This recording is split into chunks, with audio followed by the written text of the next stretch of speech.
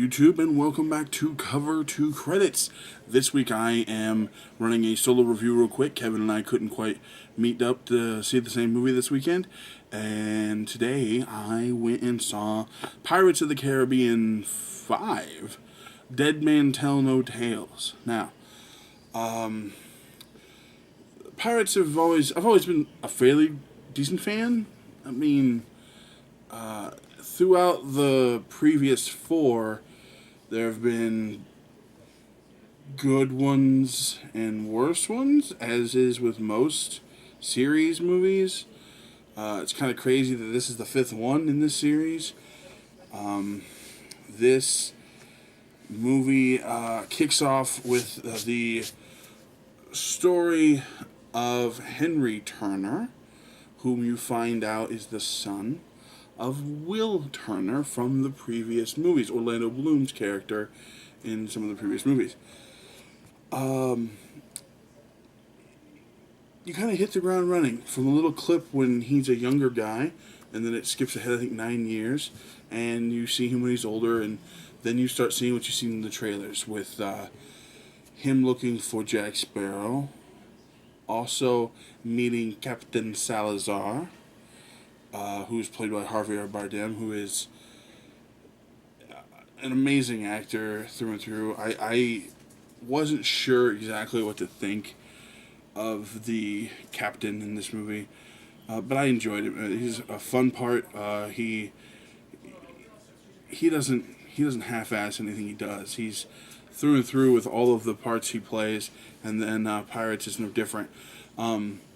Obviously, Johnny Depp plays Jack the exact same way he's played Jack for the last 5 movies, which you can't really complain about because people keep lining up to see it, including me. So, whether or not I've liked the movies, Johnny Depp has always played Jack Sparrow to a T. Sometimes if you watch it seems like he's Jack Sparrow in and out of the movie, but that's a different topic. So he meets a woman named Karina Smith, and in the trailer you've seen the girl who's being hung, and he catches her, and that's who this is. She's the second of 3 main characters between Sparrow, Turner, and now Smith. All find themselves looking for the same thing. I don't want to get into that too much. You find out that their motivations are not quite all the same, but still kind of all the same. You're introduced back to Jeffrey Rush's Captain Barbossa in this movie. He is approached by Salazar and promises him to help him find Sparrow, and through that there's a whole arc with him, just with Barbossa's character by himself.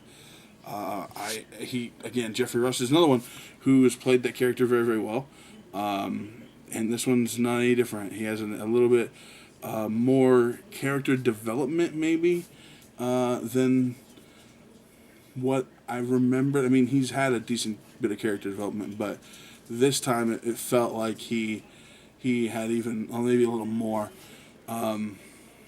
You're introduced to the Black Pearl eventually again. You're seeing meeting some, not necessarily new characters, but new characters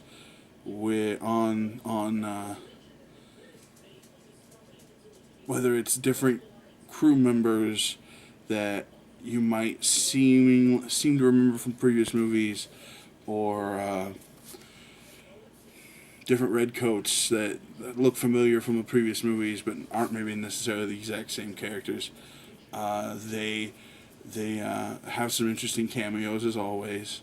There's an interesting cameo when you find out who Jack Sparrow's uncle is. Then the movie, the visuals are always good. The Pirates movies with Disney, they're gorgeous movies. The fighting, the graphics on characters, and what I mean by that are like ghosts, or in the previous movies they were like the cursed ones on cursed men on the Flying Dutchman, where they've got like barnacles on them, or they're half fish. Well, on this one it was men that were just torn apart on Salazar's boat, that were still living but not. And you go through and you watch like their growth, and their hunting Sparrow, and that's his main objective, is to find and kill Jack Sparrow, who in theory bested him in a ship battle, and because of that he died, and he's wanted his revenge ever since. I would recommend going to see this movie if you enjoy any of the other ones. There was a decent crowd today. Kids, adults, doesn't matter. They're fun movies. They're good popcorn movies. These aren't any different than any of the other pirate movies. I say they're not any different. It's still the same model. It's still Jack Sparrow. It's still Barbossa. It's still the Black Pearl. It's still whatever. And those are the things. They bring in a couple new characters. They have their arcs. There's growth. There's new relationships. There's possibly some old relationships. There's things like that they bring back. They do this very good. It is a Disney movie. It's a Jerry Bruckheimer movie. I recommend seeing it. I would say it's worth the $10 to see it in the movies. It's a fun movie. I saw it in 2D. I know they're playing it 3D. I would imagine the ship battles, Salazar and his crew, and the underwater things they do, probably really cool in 3D. I'm going to give this movie like a 7. And I know a 7's not that high. Okay, it is still a Pirates movie. It's a better Pirates movie than the last couple Pirates movies to me. And I had a lot of fun with it.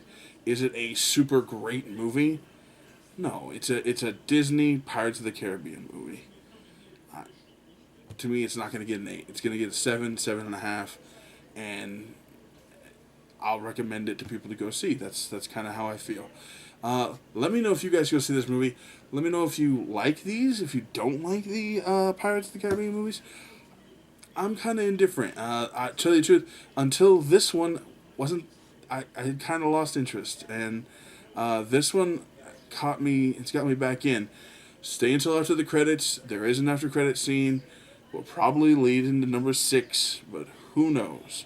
Depending on how this goes, there may not be a number 6. That's the thought most series have. Granted, this is Disney and Pirates, and they kind of print money, so it'll probably be a number 6. However, until next time, like, subscribe, please. Follow us on Facebook, follow us on Twitter, follow us on Instagram. I post everything that we do to all of those sites. And until next time, thanks for staying until after the credits.